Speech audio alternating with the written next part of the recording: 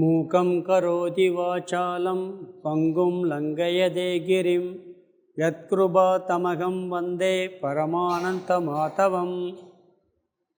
ஸ்ரீமத் பகவத்கீதை 10வது அத்தியாயம் விபூதி யோகம் பார்த்துக்கிட்டு இருக்கோம். இதில் முகவரையாக சில கருத்துக்கள் பார்த்தோம். பகவானுடைய விபூதியை அறிவதால் என்ன பலன்னு பார்த்தோம். அது தியானம் செய்வதற்கு உதவும். தியானம் விஸ்வரூப தியானமெல்லாம் பண்ணுறதற்கு, அந்த விஸ்வரூப தியானம் பண்ணுறதுக்கெலாம் அது உதவும். பிறகு ஒரு பொருள் எதுலையாவது வெறுப்பு இருந்தால் அந்த வெறுப்பும் போயிடும். எல்லாமே பகவானுடைய விபூதிங்கும் போது வெறுப்பு போகும். ஆணவம் அகலும், இதெல்லாம் பார்த்தோம். பொறாமை கட்டாயம் நீங்கும்னு பார்த்தோம். குறுகிய மனம் பரந்த மனமாகும்.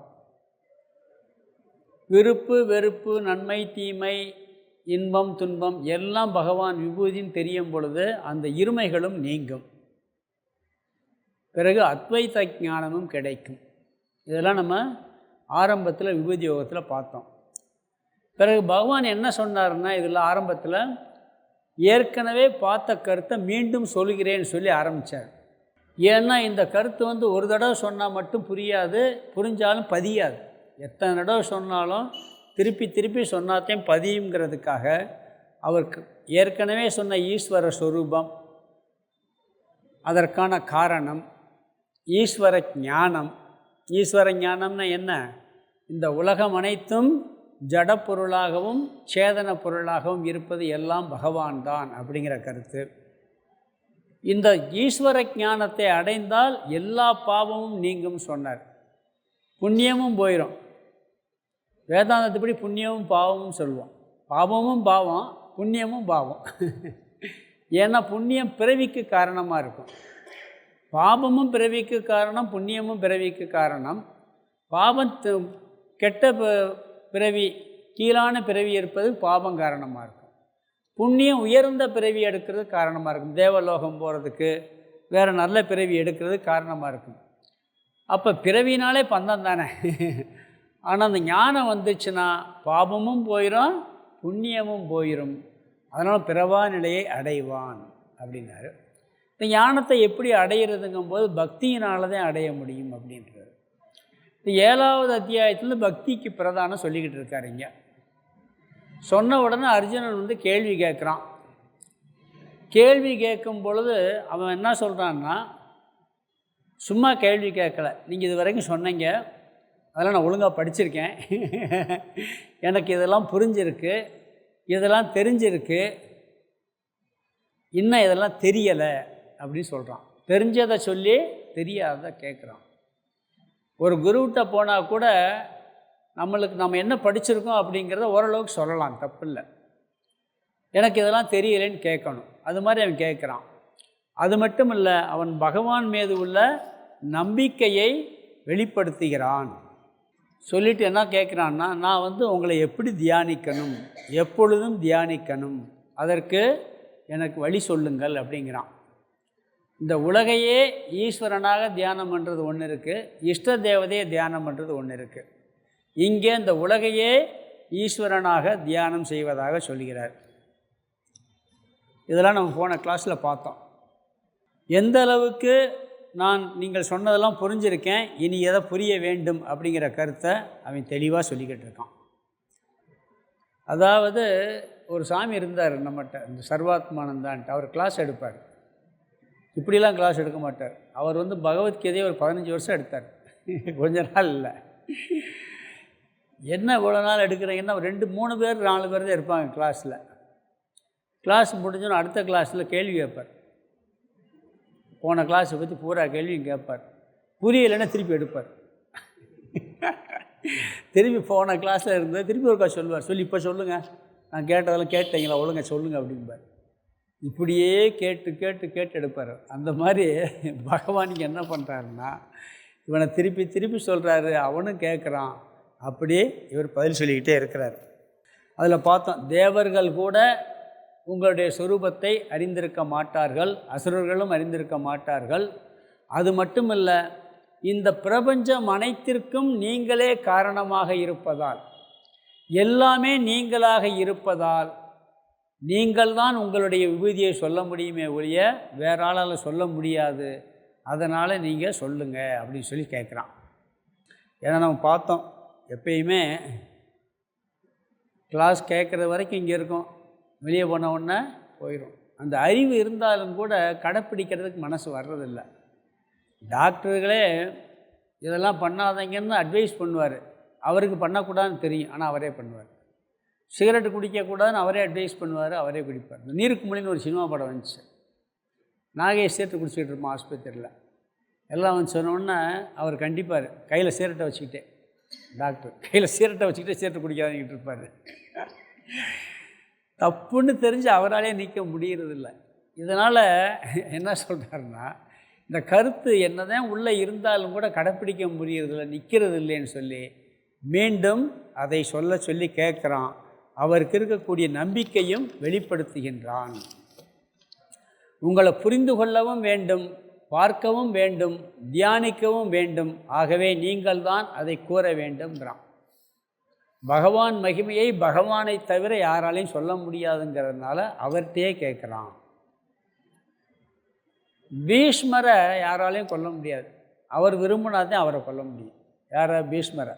அவருடைய மரணத்தை அவர் விரும்பி ஏற்றுக்கிறணும். அதனால் என்ன பண்ணுவாங்க, போய் அர்ஜுன் எல்லாம் போய் அவர் முதல் நாள் வந்து பயங்கரமாக படையை அழிச்சிக்கிட்டு இருப்பார், எல்லா படையும் துவசம் பண்ணிக்கிட்டு இருப்பார்.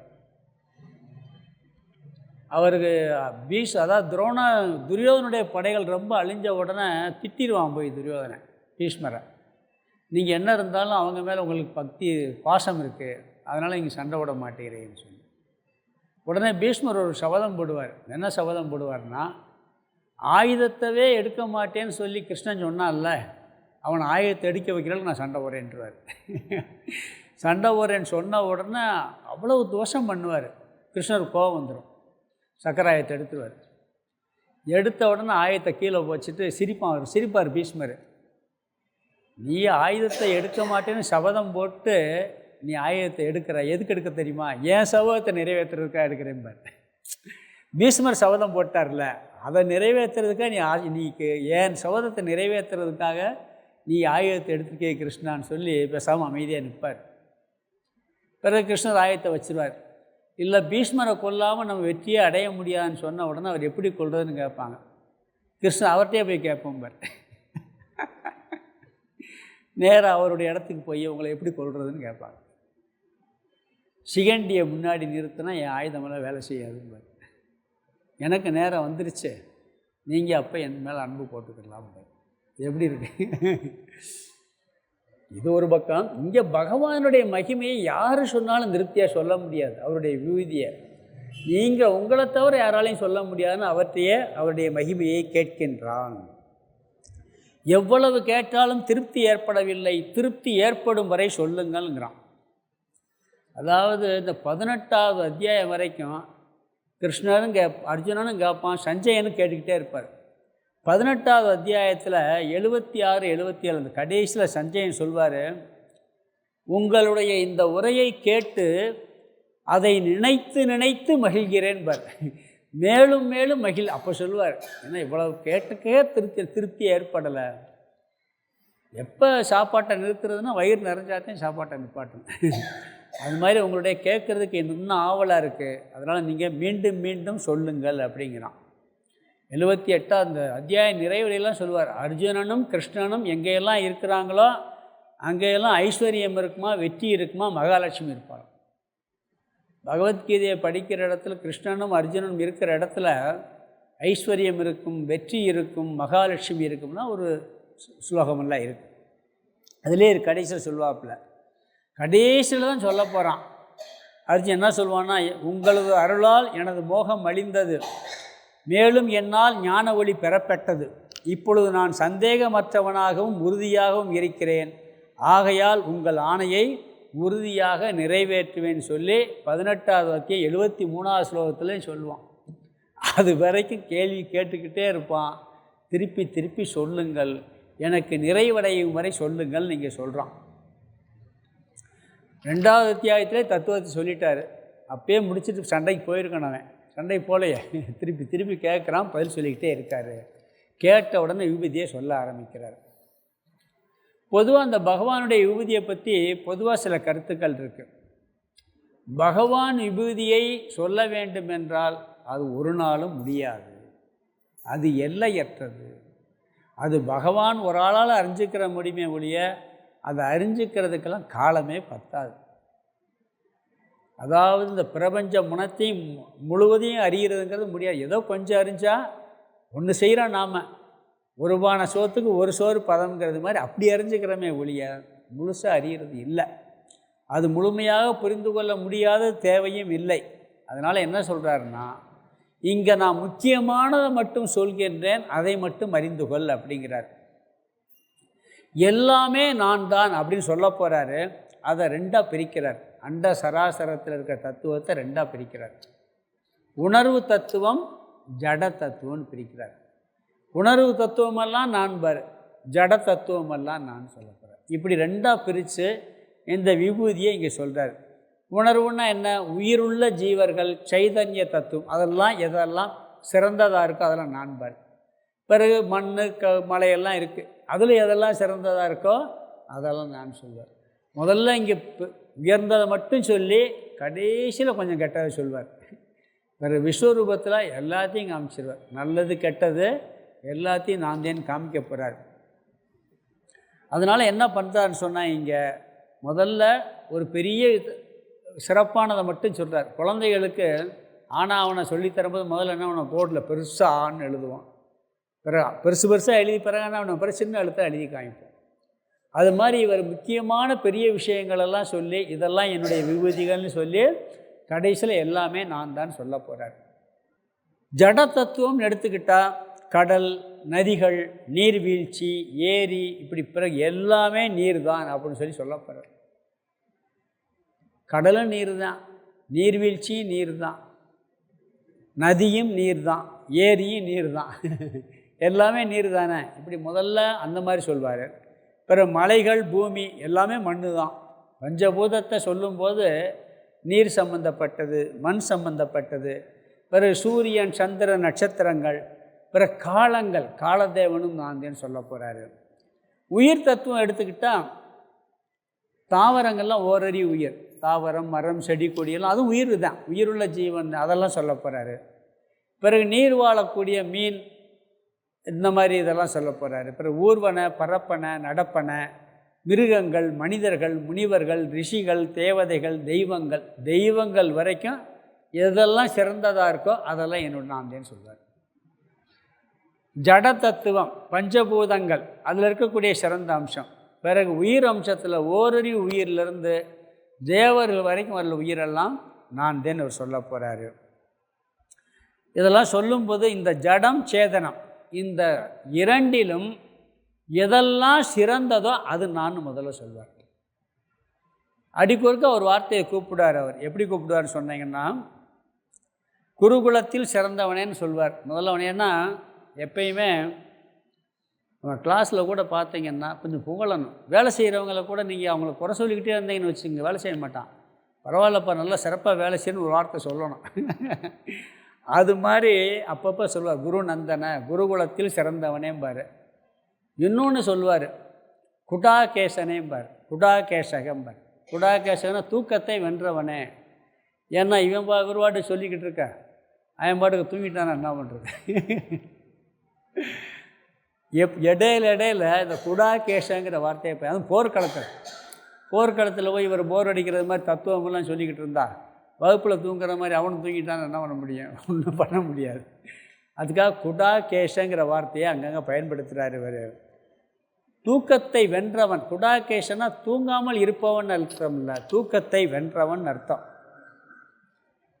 லட்சுமணன் தூக்கத்தை வென்றவன்.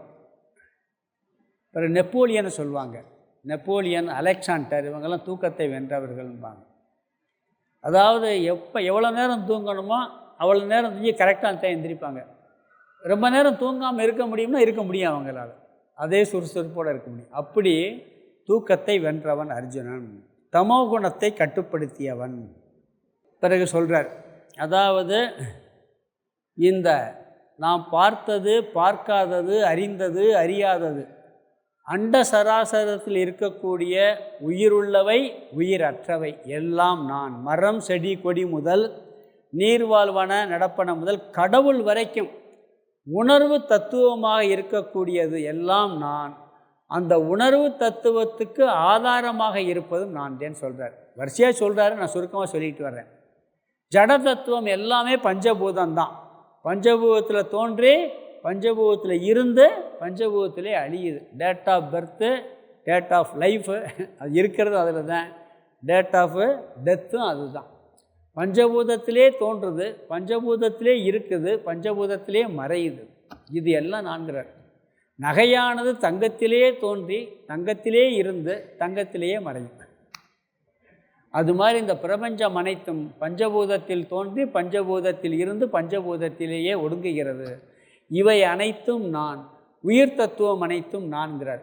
சூரிய பகவான் நான் அப்படிங்கிறார். சூரியனும் நானேங்கிறார். இந்த சூரியன் ரெண்டு அம்சம் இருக்குது. நம்ம பார்க்குற சூரியன் சூரிய தேவதைன்னு ஒன்று இருக்குது. அந்த சூரிய தேவதைக்கு உடல் தான் இந்த நம்ம பார்க்குற சூரியன். இந்த சூரியனை நெருங்க முடியுமா? நெருங்க முடியாது. காலையில் பார்த்தா அருமையாக இருக்கும், பார்த்துக்கிட்டே இருக்கலாம். மாலையிலையும் பார்த்துக்கிட்டே இருக்கலாம். மத்தியானம் 12 மணிக்கே பார்க்கவே முடியாது. அதுவும் நான் தான். காலையில் இருக்கிறது நான் தான், சாயந்தரம் தெரிகிறது தான் நான் தேங்கிறார். பிறகு நட்சத்திரங்களில் சந்திரன் சொல்கிறார். சந்திரன் நட்சத்திரம் கிடையாது, கிரகம்தான். ஆனால் இரவில் தெரிகிறது நட்சத்திரங்கள், சந்திரன் பிரகாசமாக தெரிகிறது. நட்சத்திரங்களை விட பிரகாசமாக சந்திரன் தெரிகிறதுனால அதுவும் நான் தேன் அப்படிங்கிறார். சந்திரனை குறிப்பாக சொல்கிறார். மேகமே இல்லாத பௌர்ணமி என்னைக்கு பாருங்கள், நிலாவை பார்த்துக்கிட்டே இருக்கு. இன்றைக்கி நம்ம நாட்டில் அந்த காலத்து இந்த கால கவிஞர்கள் சந்திரனை வச்சு பாடாத கவிஞர்களே கிடையாது. நிலாச்சோரெலாம் ஊட்டுறோம் நம்ம. நிலா நிலா ஓடிவான்னு சின்ன குழந்தைகள்லாம் பாட்டு படிக்கிறோம். சந்திரன் பார்த்துக்கிட்டே இருக்கலாம், அதுவும் நான் தேன்கிறார். 12 மாதத்துக்கும் ஒவ்வொரு தேவதை இருக்குது. அது தை மாதத்துக்கு மகாவிஷ்ணு அம்சனா விஷ்ணு தேவதை, அந்த தேவதை நான்கிறார். பிறகு 12 மாதங்களுக்கு உள்ள தேவதை நான் அடுத்ததில் சொல்ல போகிறார். இங்கே ஒன்றை மட்டும் சொல்கிறார், சிறந்ததை மட்டும். வேதங்களில் சாம வேதம்ங்கிறார். இசையோடு படிக்கிறது சாம வேதம். அதனால் அது கேட்குறதுக்கு ரொம்ப ஒரு இனிமையாக இருக்கும். அதுக்காக வேதங்களில் சாம வேதம். மற்ற 3 இதில் அடக்கம்தான், இருந்தாலும் அவர் சொல்கிறார். பிறகு இந்திரியங்கள் நம்மளுக்கு இருக்குது. மனம், புத்தி, சித்தம், அகங்காரத்தோட எல்லா இந்திரியங்களில் எல்லாத்துக்கும் தலைவனாக இருக்கிறது மனம். அந்த மனம் நான் அப்படிங்கிறார். எல்லா இந்திரியங்களும் அவராக இருந்தாலும் கூட அதுவும் நான் தான் அப்படிங்கிறார். பிறகு உயிர்களில் உணர்வாக 11 ருத்திரர்களில் பரமசிவ அம்சனாக இருக்கிறேங்கிறார். ருத்திரர்கள் 11 ருத்திரர்கள் இருக்காங்க. அதில் சங்கரன்கிறது ஒரு அம்சம். அதில் அதுவும் நான் தேன் அப்படிங்கிறார். பிறகு செல்வம், நாம் தான் செல்வந்தர்னு சொல்லி, நம்மளுடைய செல்வம்லாம் யார்கிட்டருந்து வருது தெரியுமா? குபேரன்ட்டு வருது. நம்ம எல்லாருடைய செல்வம் குபேரனுடைய தான். அந்த குபேரனும் நான் தான் அப்படிங்கிறார். ருத்ரன் சொன்னால் அள வைப்பவன் அர்த்தம். சில நேரங்களில் கஷ்டத்தை கொடுத்து நம்மளை அள வச்சு திருத்துவார் பகவான். அப்படி அந்த அள வைக்கக்கூடிய ருத்ரனும் நான் தான்ங்கிறோம். நம்ம குழந்தைகள்லாம் சில நேரங்களில் நல்லதுக்காக அளவு வைக்கிறோமா இல்லையா? அது மாதிரி நம்மளை பகவான் அளவு வைக்கிறார். அவர் நம்மளை திருத்துறதுக்கும் நல்ல வழியில் நடத்துறதுக்கும் அளவு வைக்கிறார். அந்த அளவு வைக்கக்கூடிய ருத்ரனும் நானே அப்படிங்கிறார். பிறகு சப்தங்களில் எல்லாம் ஓங்காரம் அப்படிங்கிறார். எல்லா சப்தமும் ஓங்காரத்தில் அடக்கம். அது மட்டும் இல்லை, எல்லா பூஜை பண்ணாலும் சரி, என்ன பண்ணாலும் ஓம்ங்கிறது இல்லாமல் இருக்குது. ஓம் நம சிவாய, ஓம் நமோ நாராயணாய, ஓம் கணபதாய, ஓம் சரவணபவாய, ஓம் இல்லாமல் இருக்காது. இந்த வேதத்தில் நிறைய உபனிஷதங்கள் எல்லாம் ஓமை ரொம்ப விளக்குறாங்க. ஏன்னா இந்த ஓங்காரத்தில் ஒரு பெரிய தத்துவமே இருக்குது. ஓம்ங்கிறதுல ஆனா இருக்குது, ஊனா இருக்குது, இம்மனா இருக்குது. 3 இருக்கா இல்லையா? ஆ உ இம் சேர்ந்தது ஓம்ங்கிறது சப்தம். ஒரு இடத்துல தத்துவத்தை விளக்கும்போது என்ன சொல்லுவாங்கன்னா, இந்த எல்லாம் பிரபஞ்சம் அனைத்துமே வெறும் சப்தம்பாங்க. இப்போ இது புஸ்தகம் அப்படிங்கிறோம். அந்த சப்தம் நாமந்தான். இதை கிழிச்சு போட்டதுன்னா வேறு நாமம் வந்துடும். இப்படி எல்லாமே நாம ரூபமாக இருக்குது. ரூபமெல்லாம் மாறிக்கிட்டே இருக்கும், நாமமும் மாறும். எல்லாம் சப்த வடிவந்தேங்கிறார் முதல்ல. அப்போ சப்தம்னு சொன்னால் எல்லா சப்தமும் இருக்குது. எல்லா எழுத்துக்களினுடைய வடிவம் சப்தமாக இருக்குது. எல்லா சப்தமும் ஓமில் அடங்கிடும். நீங்கள் நல்லா ஆராய்ச்சி பண்ணி பார்த்தா தெரியும். நீங்கள் எந்த வார்த்தை எடுத்துக்கங்க, அது ஓம்குள்ளே கட்டாயம் அடங்கும். எப்படி சொன்னால், நீங்கள் ஒரு சப்தம் போடணும்னா என்ன செய்யணும்? வாயை திறக்கணும். வாயை திறந்தால் என்ன சப்தம் வரும்? ஆன்னு வரும். டாக்டர்கிட்ட போய் குழந்தைய வாயை திறக்க சொன்னால் சொல்லுவேன், ஆ காட்டும்பார். என்ன ஆன்னு சொன்னால் வாயை திறந்துடும். ஆ சொல்லு அப்படின்னா வாயை ஆன்னு திறந்துடும். அப்போ ஒரு சப்தத்தை உருவாக்கணும்னா முதல்ல ஆங்கிறது வாயை திறக்கணும். வாயை திறந்தால் வர்ற சப்தம் ஆ. பிறகு வாயை மூடணும். வாயை மூடுனா இம். மூடுறதுக்கு முன்னாடி குறுக்கணும். வாயை சுருக்குனா ஊ அப்படின்னு வரும். வாயை திறக்கணும், வாயை சுருக்கணும், வாயை மூடணும். இப்படி 3 இருந்தால் தான் ஒரு சப்தமே வரும். ஆ உ இம். நீங்கள் எந்த சப்தம் போட்டாலும் வாயை திறக்கணும், வாயை சுருக்கணும், வாயை மூடணும். அதில் ஓங்கிற சத்தம் தன்னை எறியாமல் வந்து விடுங்கிறார். அதனால் ஓங்காரம் நான்னா எல்லா சப்தமும் நானே அப்படிங்கிற சொல்கிறார். இன்னொன்று நிசப்தமும் நானேன்னு சொல்வார். இந்த ஓங்கார் சப்தம் போடணும்னா அங்கே அமைதி இருக்கணும். நான் பேசணும்னா எல்லோரும் நீங்கள் அமைதியாக இருக்கணும். நீங்களும் பேசிக்கிட்டே இருந்தீங்கன்னா நான் பேச முடியுமா? அசப்தத்துலேயும் சப்தமே வரும். சப்தம் இருந்தால் சப்தமே வராது. அதனால் இந்த நிர்குணமும் சகுனமும் நானேன்னு சொல்வார். ஒரு இடத்துல ஓங்காரத்தை வச்சு விளக்குவாங்க. இங்கே ஓங்காரமும் நானே அப்படிங்கிறார். பிறகு வைத்திய கர்மங்களில் தலை சிறந்து அந்த கர்மங்களில் பண்ணுற பிருகஸ்பதி எல்லாம். அதனால் அந்த பிருகஸ்பதி நானேங்கிறார். யாரெல்லாம் வைத்திய கர்மங்கள் சிறப்போடு செய்கிறார்களோ அது எல்லாம் நானே அப்படிங்கிறாரு. பிறகு நம்மலாம் பெரிய வீரன் சேனாதிபதின்னு சொல்கிறோம். எல்லாத்துக்கும் சேனாதிபதி யார் தெரியுமா? தளபதின்னு சொல்கிறோம்ல. வேறு யாரும் தளபதினா வேறு யாராவது நினச்சிடாதீங்க. ஏன்னா யாராவது தளபதின்னு சொல்லிக்கிட்டு இருக்கோம். இங்கே தளபதிங்கிறது முருகப்பெருமான். முருகப்பெருமான் தான் சேனாதிபதி. அந்த முருகப்பெருமானும் நானேங்கிறார். அந்த சேனாதிபதி முருகனும் நானே. உண்மையான தளபதி முருகன் தான் அப்படிங்கிறார். பிறகு வேள்வியில் முக்கியமானது ஜபம். அந்த ஜபமும் நானே. அந்த ஜபத்தில் சொல்கிறது ஓம் இல்லாத ஜபமே இருக்காது, அதுவும் நானே. வால்மீகி போன்ற முனிவர்கள் நாரதர்கள்லாம் எப்போ பார்த்தாலும் ஜபம்தான். அந்த ஜபம் எல்லாம் நானே அப்படிங்கிறார். பிறகு ஒரு அரச மரமும் நானேங்கிறாரு. தேவரிஷிகளில் நாரதர், கந்தரவர்கள் சித்திரதன், கபில முனிவராக இருக்கிறேங்கிறாரு. இந்த அரச மரத்தில் வேறு பிரம்மன்பாங்க, நடுப்பகுதி விஷ்ணும்பாங்க, மேல் பகுதி சிவன் சொல்கிறதெல்லாம் இருக்குது. இப்படி எல்லாமே நான் தான். தாவரங்கள்லேயே மிக உயர்ந்த தாவரம் அரச மரம். அது தெரியுமா? அரச மரம் தான் ஒரு தெய்வீக மரம்னு சொல்லுவாங்க. அதனால தான் அரச மரத்துக்கு பூஜை பண்ணுவாங்க. விநாயகரை அரச மரத்துக்கு கீழே வைக்கிறதுக்கு காரணம் அது. ஏன் அரச மரம் உயர்ந்தது தெரியுமா? எல்லா தாவரங்களும் பகலில் ஆக்சிஜனை வெளியிடும். கார்பன் டை ஆக்சைடை உள்ளே வச்சு ஆக்சிஜன் அதிகமாக வெளியிடும். இரவில் எல்லா தாவரங்களும் கார்பன் டை ஆக்சைடை வெளியிடும். ஒரே ஒரு மரம் மட்டும் இரவுலேயும் ஆக்சிஜனை வெளியிடும். அது அரச மரம். அரச மரத்துக்கிலேருந்து ஆக்சிஜன் நல்லா கிடைக்குமா அரச மரத்துக்கிட்ட எப்பயுமே. அதனால் எப்பயுமே சொல்லுவாங்க, ஒரு அரச மரம் ஒரு 1/2 கிலோமீட்டருக்கு ஆக்சிஜன் நல்லா கிடைக்குமா, அது சொல்லுவாங்க. அதனால் மரங்களுள் ராஜாவாக இருப்பது அரச மரம். இந்த சன்னியாச தீட்சை கொடுக்கும்போது அரச மரத்துக்கு ஒரு பூஜையெல்லாம் உண்டு. அதுக்கு அப்படிலாம் ஒரு இதெல்லாம் உண்டு. 15வது அத்தியாயத்தில் இந்த அரச மரத்தை பிரபஞ்சத்துக்கு உதாரணமாக சொல்லி இந்த அரச மரத்தை வச்சு விளக்குறாரு. 15வது அத்தியாயத்தில் நம்ம அங்கே பார்க்க போகிறோம். பிறகு குதிரைகளில் உஜ்ஜை சிரவஸ்ன்னு ஒரு குதிரை இருக்குது. அது உயர்ந்த குதிரை, அது நான்கிறாரு. யானைகள் எல்லாம் நான் தான், இருந்தாலும் கூட ஐராவதம் வெள்ளை யானைன்னு சொல்லுவோம், அது நான்கிறாரு. பசுவில் காமதேன்னு சொல்கிறாரு. கிராமங்களெல்லாம் குதிரை மேலே தான் நம்ம தேவதைகள்லாம் வச்சுருப்போம். இங்கே உச்சை சிரவஸ் அப்படிங்கிற குதிரை நான். பொதுவாக எல்லா மிருகங்களையும் நம்ம கடவுளாக வழிபடுற பழக்கம் இருக்குது. அதுக்கு ஆதாரமாக என்ன சொல்கிறாரு? உயர்ந்த மிருகங்களை மட்டும் இங்கே சொல்லிக்கிட்டு இருக்கார். ஐராவதம் என்ற யானையும் நானே, உஜ்ஜை சிரவஸ் என்ற குதிரையும் நானே, காமதேனு என்ற பசுவும் நானே, கடலும் நானேம்பார். இந்த கடலும் யானை இருக்குது பார்த்தீங்களா, எத்தனை தடவை பார்த்தாலும் சரிக்காது. யானையை பார்த்துக்கிட்டே இருக்கலாம்.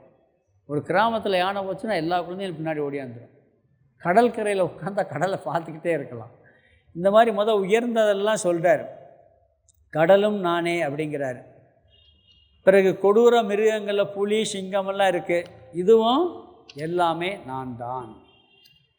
நீந்துவனவற்றில் மீன், நாகங்கொள் ஆதிசேஷன், தேவதைகளுக்கு தலைவனான வருணனாகவும் இருக்கிறேன்னு சொல்லி வரிசையாக அவர் லிஸ்ட்டு போட்டு சொல்லிக்கிட்டே வர்றார். பாம்பு ஆதிசேஷன், மூஷிக வாகனம் எல்லாம் இருக்கா இல்லையா, கருடன்லாம் இருக்குது. கருடெல்லாம் தெய்வமாக வழிபடுறோம். ஒரு திமுக மந்திரி, ஒரு அமைச்சர் ஒருத்தர், எல்லாம் நாஸ்திக மேடையெல்லாம் பேசிட்டு வருவாங்க. வந்துக்கிட்டு இருக்கும்போது நிறைய வண்டியெல்லாம் பின்னாடி வந்துச்சு. புதுக்கோட்டைக்கு வந்துட்டு ஒருத்தர் போனார். பின்னாடி நம்மளுக்கு நண்பர் ஒருத்தர் அந்த வண்டியில் காரில் போனார். வண்டி திடீர்னு நிப்பாட்டிட்டார். என்ன நம்ம மந்திரி நிப்பாட்டிட்டார்னு பார்த்தா, முன்னாடி கரடன் 4-5 கரடன் பறந்து போயிருக்கு. காரை நிப்பாட்டி எந்திரிச்சு வெளியே வந்து கும்பிட்றாராம். அங்கே மேடையில் பேசிட்டு வந்தது கடவுள் இல்லைன்னு. கரடனை பார்த்து வண்டி பூரா வரிசையாக நிற்குதான், இறங்கி கும்பிட்றாரு. எப்படி பாருங்கள், மீற முடியலை அவங்க. கருடனை இப்போ அப்படி காரில் முன்னாடி போய்கிட்டு காரை நிப்பாட்டிட்டு இறங்கி கும்பிட்றது. திமுக கட்சிக்காரன் மேடைக்கு மேடை கடவுள் இல்லைன்னு கடவுள் எதிர்ப்பு வேறு. ஏன்னா அந்த கருடன் நானேங்கிறார். ஏன்னா கருடன் மேலே தன்னை எறியாமல் எல்லாருக்கும் ஒரு பார்த்தா அப்படியே கண்ணில் ஒத்திக்கிடுவோம், அதெல்லாம் இருக்கா இல்லையா, அதுவும் நானே அப்படிங்கிறாரு. மயில் முருகன். பிறகு மனிதர்களில் உயர்ந்தவன் அரசன், எல்லா அரசர்களும் நான் தேங்கிறாரு. பிறகு மன்மதன் நானே அப்படிங்கிறாரு. தந்தை தாயும் நீ, என்னுயிர் துணையும் நீ, மாத்திரு தேவோ பவன்னு சொல்கிற மாதிரி தாய் தந்தை எல்லாம் நான் தேங்கிறாரு. குழந்தை வடிவில் பாலகுமாரன், பாலகிருஷ்ணன், இந்த குழந்தை எல்லாமே நான் அப்படின்னு சொல்லிட்டு, பிருகலாதனாகவும் காலம் கணிப்பொருள் காலமாகவும் விலங்குகளில் சிங்கமாகவும் பறவைகளில் கருடனாகவும் இருக்கிறேன்கிறார். பிறகு காற்று, தூய்மைப்படுத்துவதில் காற்றாகவும் ஆயுதம் தாங்கியவர்கள் ராமனு நான் தேன்ட்டாருங்க. ஸ்ரீ ராமனாகவும் இருக்கிறேன். மீன் இனங்களுள் முதலையாகவும் சுறா மீன், நதிகளுள் பகீரதியான கங்கையாகவும் இருக்கிறேன். இப்படி வரிசையாக சொல்லிக்கிட்டு வர்றார். ஒருத்தர் சொன்னார், கங்கையை பற்றி சொல்லும்போது நதிகளில் சிறந்தது கங்கைன்னு சொல்கிறோம். கங்கை உற்பத்தி ஆகிற இடத்துல எவ்வளோ உற்பத்தி ஆகும் தெரியுமா? கம்மியாகத்தான் வரும். நீங்கள் கங்கோத்திரி போனீங்கன்னா அதை விட கோமுக்கிலிருந்து வருது, அங்கே ரொம்ப குறைச்சி வரும். கங்கோத்திரியில் கொஞ்சம் வரும். பிறகு நிறைய நதிகள்லாம் சேரும்போது கங்கையாகுது. எப்பயுமே ஒரு நதி உற்பத்தி ஆகிற இடத்துல அதிகமாக இருக்கணும், கலக்கிற இடத்துல குறையாக கிடக்கணும். கங்கை கலக்கிற இடத்துலேருந்து அதிகமாக கலக்கும். அப்போ எல்லா நதி, ஆனால் அந்த கலக்கிற இடத்துல கங்கையை பிடிச்சா அந்த புனிதத்துவம் இருக்குங்கிறாங்க. அந்த கங்கையில் அந்த புனிதத்துவம் இருக்குதுன்னு சொல்கிறாங்க. தீபாவளி அன்னைக்கு நம்ம குளிக்கிற ஜலத்தில் கங்கை வந்துடுமா அது ஒன்று ஏதோ ஒரு ஐதீகம் இருக்குது. ஒருத்தர் சொன்னார், இப்படி எல்லா தண்ணியும் கங்கையில் சேர்ந்தால் கங்கையாக மாறிடுதுல, அப்போ கடலில் கங்கை கலந்தால் கடல் பூரா கங்கை தானேன்னாரு. அதனால நம்ம அஸ்தியை கூட கடலில் போய் கலைக்கிறோம் எல்லாமே. இன்னொருத்தர் அதை விட பக்கத்தில் கேட்டுக்கிட்டு இருந்தார், அப்போ கடலில் இருந்தது தானே மழை ஆவியாகி மழை பெய்யுது, அப்போ எல்லா தண்ணியும் கங்கை தானேன்ட்டார். இப்படி அங்கே நான் ரிஷிகேஷில் பேசிக்கிட்டு ஒரு ஜோக்கா சொல்கிறார் இப்படி. அப்போ எல்லா நீரும் கங்கையில் வந்து கல்கத்தாவில் கலக்கும் போது பிரம்மாண்டமாக கலக்குது. அந்த தண்ணியை எடுத்தாலும் கங்கையினுடைய புனிதத்துவம் இருக்குது. அதில் ஒரு ஆராய்ச்சி பண்ணுறாங்க, அதில் ஏதோ வந்து கெட்டு போகாது அந்த தண்ணி. கடல் நீரும் பார்த்தீங்கன்னா உப்பு இருக்கிறதுனால கிடையாது. அந்த கடல் நீரும் கங்கை தானே இப்போ ஆமாம் உண்மைதான். நம்ம கடல் நீரை புனிதமாக தான் நினைக்கிறோம். பிறகு கடல் ஆவியாகித்தான் எல்லா மழையும் பெய்யுது. அப்போ எல்லா தண்ணியுமே கங்கை தான் அப்படின்னு ஒருத்தர் சொன்னார். அதை பின்னாடி எல்லாமே சொல்ல போகிறார். இங்கே உயர்ந்ததை மட்டும் சொல்லுகின்றார். பிறகு தவத்தில் வித்தைகளில் உயர்ந்தது ஆத்ம தத்துவம், பிரம்ம தத்துவம், அதுவும் நான் தான் அப்படிங்கிறார். தர்மன்ட்ட கேள்வி கேட்குறாங்க, எதை அறிந்தால் வேறொன்றையும் அறிய வேண்டியது இல்லைன்னு சொல்லும்போது, பிரம்மத்தை அறிந்தால் வேறொன்றையும் அறிய வேண்டியது இல்லை, அந்த பிரம்ம தத்துவமும் நானே அப்படிங்கிறாரு. பிறகு மரணம், பிறப்பு, படைப்பு, இறைவன் சொல்கிறோம். மரணத்தை பொதுவாக ஏற்றுக்கிற மாட்டோம்.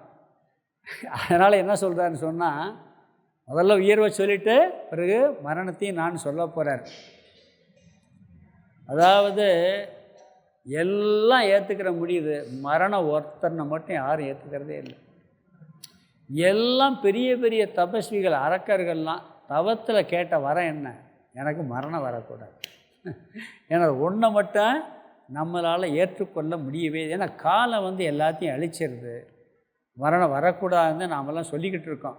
ஆனால் எல்லாமே நான் தான் சொல்ல போகிறார். அது அங்கே சொல்லலை, பின்னாடி சொல்ல போகிறார். அது காலம், காலத்திற்கு ஆரம்பம் முடிவு இதெல்லாம் நானே. பிறகு மாதங்களில் மார்கழி, காலங்களில் வசந்தம் அப்படின்னு சொல்கிறார். ஒரு பாட்டு கூட இருக்குது. பிறகு பெண்மைகளுள் சிறந்ததை சொல்கிறார். சரஸ்வதி நான்கிறாரு, லட்சுமி நான்கிறாரு, பார்வதி நான்கிறாரு. பெண்மைகளில் எல்லாம் பூமாதேவி நான். நம்ம தேசத்தில் பெண்களை தெய்வமாக வழிபடுற பழக்கம் இருக்குது. பாரதத்தை பாரத மாதாங்கிறோம், பூமியை பூமாதேவிங்கிறோம், கங்காதேவி, காவேரி தேவி நதிகளுக்கு. இங்கே எல்லாத்தையும் சொல்கிறார், எல்லாத்தையும் சொல்லிக்கிட்டே வர்றார். மரண தேவதையும் நான் தேங்கிறாரு. பிறகு சரஸ்வதி, லக்ஷ்மி, பார்வதி, பூமாதேவி எல்லாமே எல்லா பெண் தேவதைகளாகவும் நான் இருக்கிறேன். மாதர்கள் கீர்த்தி தேவியாகவும், ஸ்ரீதேவியாகவும், வாக்தேவியாகவும், ஸ்மிருதி தேவியாகவும், மேதா தேவியாகவும், திருதி தேவியாகவும், க்ஷமா தேவியாகவும் இருக்கின்றேன். அனைத்து பெண்களின் வடிவமாகவும் நான் இருக்கின்றேன் அப்படிங்கிறார். மாதங்களில் மார்கழி பருவம். எப்பயுமே பார்த்திங்கன்னா இந்த வசந்த காலம் மார்கழி மாதம் எப்பயுமே ஒரு குளுமையாக இருக்கும். பகலில் கூட வெயிலில் கூட நம்ம மாட்டுக்கு இருக்கலாம். அதனால் உயர்வெல்லாம் சொல்லி நான் சொல்லிக்கிட்டே வர்றார். கடைசியில் வந்து ஒன்று கெட்டதுக்கு ஆரம்பிக்கிறார். வஞ்சகர்களுள் அவர்களுடைய சூதாட்டமாக இருக்கேன்ட்டார். அப்போ சூது ஆடலாமா அப்படின்னு நம்ம சொல்லலாம். சூதாடுவதே அவருடைய பாவத்தின் விளைவு தான். மற்ற பாவமெல்லாம் தெரியாமல் செய்வாங்க தான். சூதாடுறது எல்லோரும் முன்னாடியும் சூதாடுறது. அரச வேலையெல்லாம் எல்லோரும் முன்னாடியும் சூதாடணும். குதிரை பந்தயம், லாட்ரி சீட்டும் சூது தான். அது எல்லோரும் முன்னாடியும் நடக்குது. அது கொஞ்சம் சூதுலையே கொஞ்சம் கெட்டதில் கொஞ்சம் நல்ல கெட்டது. எல்லோரும் முன்னாடி தெரிஞ்சு செய்கிற கெட்டது. இங்கே இதை மட்டும் சொல்கிறார். அடுத்ததில் நிறையா சொல்ல போகிறார். அதனால் என்ன சொல்கிறாருன்னா, அந்த சூதாடுவது அது இந்த சூதாட்டமாகவும் நான் இருக்கிறேன் அப்படிங்கிறார். முதல்ல நல்லதில் பார்க்கணும், பிறகு கெட்டதுலேயும் பார்க்கணுங்கிறதுக்காக இங்கே ஆரம்பித்து விட்டுறார். ராமன்கிட்ட பார்க்கணும், பிறகு ராவணன்ட்டையும் கடவுளை பார்க்கணும். இரண்யகசிபுட்ட பிரகலாதன்ட்ட பார்க்கணும், பிறகு இரண்யகசிபுட்டையும் பார்க்கணும். தர்மன்ட்டையும் பார்க்கணும், பிறகு சகுனிகிட்டையும் பார்க்கணும். எல்லாமே பகவான் தான் அப்படிங்கிறத சொல்கிறார். கடைசி என்ன சொல்கிறாருன்னா, நான் பரம்பொருள் தத்துவம். வாசுதேவனுடைய மைந்தனாக கிருஷ்ணனாக வந்திருக்கதும் நான் தேங்கிறார். கிருஷ்ணன் தான் சொல்லிக்கிட்டு இருக்காரு. ஆனால் என்ன சொல்கிறாரு, அந்த கிருஷ்ணனும் நானேங்கிறார். அப்போ பகவான் என்ன சொல்கிறாரு, பரம்பொருள் தத்துவங்கிற அடிப்படையில் சொல்லிவிட்டு கிருஷ்ணனாக வந்திருக்கதும் நான் தான், அர்ஜுனனாக வந்திருக்கதும் நான் தேங்கிறார். அர்ஜுனனாக நீயும் நானேங்கிறார். அந்த இடத்துல விபூதியில் சொல்லும்போது பாண்டவர்களுள் அர்ஜுனனாக, ஏன்னா பாண்டவர்களுள் சிறந்தவன் அர்ஜுனன். அதனால் என்ன சொல்கிறார், அர்ஜுனனும் நானே அப்படின்னு, நீயும் நானேங்கிறார். இந்த காளி தேவிட்ட போய் ராமகிருஷ்ணர் ஒன்று கேட்பார். எல்லா கடவுளையும் வழிபடுவார். ராமகிருஷ்ண பரமஹம்சர் வந்து காளி தரிசனம் முடிஞ்சவுடன் நிப்பாட்ட மாட்டார். ராமர் தரிசனம் நினைப்பார். ஆஞ்சநேயர் மாதிரியெல்லாம் பாவனம் பண்ணி ராமரை வழிபாட்டு அவருடைய தரிசனம், கிருஷ்ணர் தரிசனம், பிறகு எல்லா வழிபாடு பண்ணி ஒவ்வொரு கடவுளாக தரிசனம் பண்ணி மற்ற மத கடவுள்களையும் வழிபடுவார். அந்த தரிசனத்தையும் கிடைக்கிறதா சொல்கிறார். காளிகிட்ட போய் கேட்பார், நீ இந்த உலகத்தில் எந்தெந்த வடிவத்தில் இருக்க காமின்னு கேட்பார். காளி வரிசையை எல்லா ரூபத்தையும் காமிச்சிக்கிட்டே வருமா. கடைசியில் இவர் ரூபத்தில் உட்காந்துருக்குமா, ராமகிருஷ்ணர் வடிவத்திலேயே. அப்போ நீயும் நான் தான், ராமகிருஷ்ணராக வந்திருக்கிறது நான் தேன்னு சொல்கிறது மாதிரி அர்ஜுனனும் நானேன்னு சொல்கிறார். நீயும் நான் தான்ப்பா அப்படின்னு சொல்லி இவர் இந்த தத்துவத்தை விஸ்வரூபத்தெல்லாம் சொல்லி இங்கே முடிச்சிடறார். அடுத்ததில் தான் இங்கெல்லாம் வாயில் சொல்கிறார். அங்கே என்ன பண்ண போகிறாரு, நேர இப்போ எல்லாம் என்ன ரேடியோ, இப்போ சொன்னாலும் ரேடியோ, அடுத்தது டிவி, அடுத்தது ஏன் டிவி வரப்போகுது, நம்ம அங்கே நேரடியாக காட்சியாக காமிக்க போகிறாரு. சொல்லிவிட்டு கடைசியாக ஒரு சுலோகம் சொல்கிறாரு, இவை எல்லாம் என்னுடைய படைப்பின் ஒரு பகுதியேங்கிறார். சாந்தோக்கிய உபனிஷத்தில் எல்லா மகிமையும் சொல்லிவிட்டு இதெல்லாம் கால் பங்குன்னு சொல்லியிருக்கு. இந்த படைப்பு இருக்குல்ல பிரபஞ்சம், இவை எல்லாமே பகவானுடைய படைப்பில் வெறும் கால் பங்கு தானா. பஞ்சதசியில் சொல்கிறார் 2வது அத்தியாயத்தில் சொல்லும் பொழுது இந்த ஸ்லோகத்தை, இந்த 41வது ஸ்லோகத்தை அப்படியே எடுத்து அங்கே போடுறார். ஏன்னா அங்கே எல்லாம் சிருஷ்டி அதாவது பஞ்சமகாபூத விவேகம்னு பேர் எல்லாம் சொல்லி எல்லாம் கடவுளுடைய படைப்புன்னு சொல்லிவிட்டு, இது இந்த பிரபஞ்சத்தில் என்னென்ன இருக்கோ இதெல்லாம் என்னுடைய கால் பங்குப்பான்னு சொல்கிறார். அதை கோட் பண்ணும்போது பகவத்கீதையில் 10வது அத்தியாயம் விபூதி யோகத்தில் 41வது ஸ்லோகத்தில் கிருஷ்ணரே சொல்லியிருக்காருன்னு சொல்வார். அதில் என்ன சொல்கிறாருன்னா, எது எது சிறப்புடையதோ ஒளியுடையதோ சக்தி படைத்ததோ அந்தந்த பொருள் எல்லாம் என்னுடைய ஒளியின் ஒரு பகுதியின் வெளிப்பாடே என்று நீ அறிந்து கொஞ்சம் போலேங்கிறார். இன்னொரு இடத்துல சொல்கிறாங்க, எப்படின்னா நாம் 14 லோகம் சொல்கிறோம். இந்த கேலக்சி சொல்கிறாங்க பார்த்தீங்களா, இப்போ பால்வெளி மண்டலம்னு சொல்கிறோம். இது நாம் இருக்கக்கூடிய மில்கி வே. இதில் அன்றைக்கி ஒரு கணக்கு சொன்ன ஞாபகம் இருக்கா? நம்ம மில்கி வேல சூரியன் ஒரு நட்சத்திரம். இது மாதிரி எத்தனை நட்சத்திரம் இருக்குன்னா 1 போட்டு 11 சைவர் போடணுமா. 10 லட்சம் கோடி 10 லட்சம் கோடி சூரியன் இருக்குது நாம் இருக்கக்கூடிய மில்கி வேல ஒரு கேலக்சியில். இப்படி எத்தனை கேலக்சி இருக்குன்னா 1 போட்டு 11 சைவர் போட்டுக்கங்கிறாங்க. அது 10 லட்சம் கோடி கேலக்சி இருக்கான். அப்போ மொத்தம் எவ்வளவு நட்சத்திரம்? 10 லட்சம் கோடி இன்ட்டு 10 லட்சம் கோடி. நம்பர் சொல்ல வாசிக்க கூட முடியாது. இவ்வளவு ஸ்டார்ஸ் இதுவரையும் கண்டுபிடிச்ச சயின்ஸில் இருக்கான். இதை என்ன சொல்கிறாங்க, அப்போ இந்த சொர்க்கலோகம், நரகலோகம், கீழ்லோகம் 7 மேலே இதெல்லாம் இதில் வராது, இதுக்கு அப்பாற்பட்டுங்கிறாங்க. கற்பனையே இதெல்லாம் கால் பங்குங்கிறார். இந்த ஏரியா லோகமாக இந்த கேலக்சிக்குள்ளேயே அது வராது, அது அதையும் தாண்டி அப்படின்னு ஒரு சில பேர் சொல்கிறாங்க. எந்த அளவுக்குன்னு தெரியலை. இந்த கேலக்சிக்குள்ளே அடங்காதுங்கிறாங்க. இவ்வளோ விஞ்ஞானம் இது எல்லாமே பகவான் என்ன சொல்கிறாருன்னா, என்னுடைய அம்சத்தில் கொஞ்சோண்டுங்கிறார். இவ்வளவு கண்டுபிடிப்புகள் 14 லோகங்கள் எல்லாமே 3/4 பங்கு இன்னும் விண்ணில் இருக்கிறது, 1/4 பங்கு தான் இவையெல்லாம் அப்படி சொல்லி பகவானே அந்த இடத்துல சொல்கிறார். சொல்லிட்டு என்ன சொல்கிறாருன்னு சொன்னால், இவ்வாறு இதெல்லாம் நீ எல்லாம் தெரிஞ்சு என்னப்பா பண்ண போகிற, அதெல்லாம் ஒரு அம்சத்தினாலே நான் தாங்கிக்கிட்டு இருக்கேன், இது போதும்னு சொல்லி அவர் சொல்கிறாரு. நிறைய முடிச்சுக்கள் போட்டிருக்கோம் 100 அடி நீளத்தில். அதில் 25 அடி 100 அடி கயத்தில் 25 அடியில் முடிச்சு போட்டதே இந்த பிரபஞ்சம் எல்லாங்கிறார். மிச்சமெல்லாம் இன்னும் அப்படியே இருக்குது, ஒன்றும் இல்லாமல் இருக்குது, முடிச்சு இல்லாமல் இருக்குது அப்படின்னு சொல்கிறார். அப்போ பகவானுடைய படைப்பு விபூதியெல்லாம் ரொம்ப கம்மியாக சொல்லியிருக்கிறாரு. அடுத்த அத்தியாயத்தில் ரொம்ப விரிவாக சொல்ல போகிறாரு, அங்கே நேரடியாக காமிக்க போகிறாரு. இதோட இந்த அத்தியாயம் நிறைவு பெறுகிறது. இதனால் என்னன்னு சொன்னால், இந்த பகவானை பற்றி கொஞ்சம் நம்ம நல்லா தெரிஞ்சுக்கிட்டோம்னு சொன்னால் இந்த உலகம் அனைத்தையும் தெரிஞ்சதாக ஆயிடுவோம். கிருஷ்ணருடைய அம்சத்தை கொஞ்சம் தெரிஞ்சுக்கிட்டாலே என்ன ஆயிடுது, எல்லாத்தையும் தெரிஞ்சுக்கிட்டதாக ஆகிவிடுவோம். இதுக்கு ஒரு உதாரணம் சின்மயானந்தர் சொல்வார். அதாவது ஒரு பையன் ரொம்ப சேட்டை பண்ணிக்கிட்டே இருந்திருக்கான் வீட்டில். அவனை எதாவது வேலை கொடுத்தா செய்வான், அவனுக்கு ஒரு கஷ்டமான வேலையை கொடுத்துருவான், செஞ்சிருவான் அப்படின்னு சொல்லிட்டு என்ன பண்ணாராம், ஒரு வேர்ல்டு மேப் இருக்குது பார்த்தீங்களா, அதை கொடுத்தாராம். வேர்ல்டு மேப்பை கொடுத்து இந்த படத்தை நல்லா பார்த்துக்கன்னாரான். பார்த்துக்கிட்டான். நான் இப்போ கிழிச்சிருவேன், கிழித்த பிறகு திருப்பி இதை சேர்த்து கொண்டாந்து எனக்கு கொடுக்கணும், கரெக்டாக சேர்த்து கொடுக்கணும், நல்லா பார்த்துட்டு வான்னு சொன்னாரான். என் போய் நல்லா பார்த்துட்டு வந்துட்டான். நல்லா நிறைய கிழிச்சிட்டார். கிழிச்சிட்டு இப்போ நான் திருப்பி அந்த வேர்ல்டு மேப்பை கரெக்டாக ஒட்டி கொண்டு வான்னாரான். ஒரு 5 நிமிஷம் உடலையும் ஒட்டி கொண்டு வந்துட்டானான். எப்படா ஒட்டினேன்னு கேட்டால், அந்த வேர்ல்டு மேப்பை பார்த்தேன், பின்பக்கம் கிருஷ்ணர் படம் இருந்துச்சு, கிருஷ்ணர் படத்தை சேர்த்தேன், வேர்ல்டு தான் வந்துருச்சு. நானா புரியுதா? இது மாதிரி எல்லாம் அவருக்குள்ளதே அடக்கம்.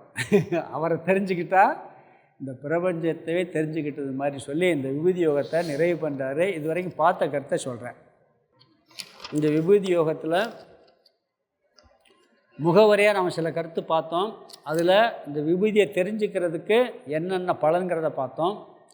பிறகு இந்த அத்தியாயத்தில் இதுவரைக்கும் 7லிருந்து 9 வரைக்கும் பகவான் சொன்ன கருத்துக்களை மீண்டும் சொன்னார். அதில் ஈஸ்வர சொரூபம், ஈஸ்வர ஞானம், ஈஸ்வர ஞானத்தினுடைய பலன், அதை அடைய சாதனையை சொன்னார். அடுத்து அர்ஜுனன் உங்களுடைய மகிமையை நீங்களால் தான் உங்களால் தான் சொல்ல முடியும்னு சொல்லி கேட்குறான். கேட்ட உடனே அவருடைய விபூதிகளில் சிறந்ததெல்லாம் சொல்லி முடிச்சிருக்காரு. கொஞ்சம் கெட்டதை சொன்னார். இன்னி என்ன பண்ண போகிறாரு? எல்லாவற்றையும் அடுத்த அத்தியாயத்தில் காமிக்க போகிறாரு. அந்த அத்தியாயத்தில் என்னென்னு ஒரு முகவரியாக சில கருத்துக்கள் மட்டும் சொல்கிறேன். அது பிறகு அடுத்த கிளாஸில் பார்க்கலாம். இதில் விஸ்வம் சொன்னால் பொதுவாக பிரபஞ்சம், இந்த உலகம்னு அர்த்தம். தரிசனம்னா கண்ணு முன்னாடி காமிக்கிறது. இந்த உலகத்தை எல்லாம் இந்த பிரபஞ்சம் அனைத்தையும் ஒரு மாடலாக இன்றைக்கி பகவான் காமிக்க போகிறாரு. இந்த அத்தியாயத்தில் என்ன பார்க்க போகிறோம்னு சொன்னால், முதல்ல அர்ஜுனன் வேண்டுகோள் விடுக்கிறான். அதுக்கு பகவான் பதில் சொல்கிறாரு. பிறகு இந்த விஸ்வரூபத்தை சஞ்சயன் வர்ணனை பண்ணுவான். முதல்ல அவன் தான் பார்த்துக்கிட்டு இருக்கான். சஞ்சயன் தான் அங்கேருந்து பார்த்து சொல்லிக்கிட்டு இருக்கான். அவன் வர்ணனை பண்ணுவான்.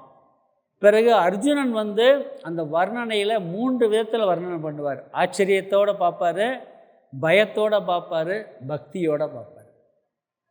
இப்படி 3 விதத்தில் அந்த விஸ்வரூபத்தை அர்ஜுனன் வர்ணனை பண்ணுவான். பிறகு திருப்பி அர்ஜுனன் கேள்வி கேட்பான். அதுக்கு பகவான் பதில் சொல்வார். விஸ்வரூப மகிமையை பற்றி பிறகு சொல்கிறாரு. பிறகு கடைசியில் சஞ்சயன் பேசி இந்த அத்தியாயத்தில் முடிப்பாப்பில். இந்த 10க்கும் 11க்கு என்ன வித்தியாசம்னா, இங்கே நல்லதை மட்டும் சொன்னார். அங்கே அவன் என்ன சொல்லுவான், நீங்கள் சொன்னீங்க எனக்கு இது பத்தலை, நான் நேராக பார்க்க விரும்புகிறேன் அப்படின்னு சொல்லி கேட்பான். கேட்ட உடனே அவர் என்ன பண்ணுறாரு, அவருடைய ரூபத்தை எல்லாம் நேரடியாக மாடலாக காமிக்கிறார். இந்த ஒரு இன்ஜினியர் ஒரு வீட்டை மாடல் கட்டி காமிப்பார்ல, அது மாதிரி நேரடியாக அந்த காட்சியை இவனுக்கு காமிக்கிறார். இதுதான் விஸ்வரூபம்.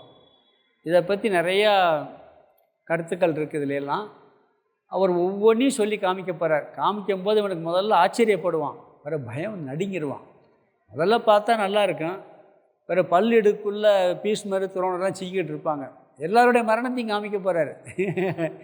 காமிச்சு முடிஞ்ச உடனே அப்புறம் பயப்படுவான். பிறகு திருப்பி பக்தி வரும். இப்படி இந்த விஸ்வரூபத்திலேயே அவனுடைய மனநிலை பலவாறாக மாறி கடைசியில் அமைதி அடைவான். அது யாருக்கும் காமிக்கலை, உனக்கு மட்டும்தான் காமிச்சிருக்குன்னு சொல்ல போகிறாரு. இதனுடைய மகிமையை பற்றி இந்த அத்தியாயத்தை பற்றி நம்ம அடுத்த வகுப்பில் பார்க்கலாம் விரிவாக. நான் சீக்கிரம் முடிச்சுக்கிறேன். ஓம் பூர்ணமத பூர்ணமிதம் பூர்ணாத் பூர்ணமுதட்சியதே பூர்ணஸ்ய பூர்ணமாதாய பூர்ணமேவாவசிஷ்யதே. ஓம் சாந்தி சாந்தி சாந்தி. ஹரி ஓம். ஆதிகுருநாத சுவாமிக்கு ஜெய்.